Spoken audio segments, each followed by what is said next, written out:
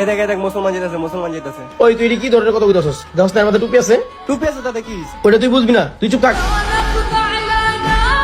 আরে এটা টুপি না, এটা না সবসময় মুসলমানরা পরে। দেখি আজকে আমি করে দেখি কেমন লাগে।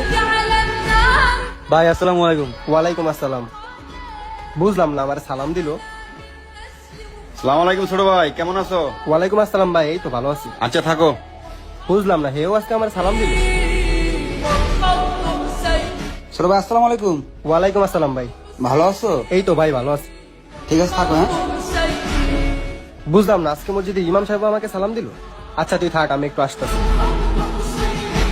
যাই, আমার সাথে আজকে কি হইতাছে আরমান ভাই একটু বলে দেখি। কি রে, আজকে তোরা তো খুশি খুশি লাগতেছে, কি হইছে? ভাই রাস্তা দিয়ে আসতেছিলাম, রাস্তায় এই টুপিটা পরা পাইছি, তারপর টুপিটা মাথায় দিয়েছি।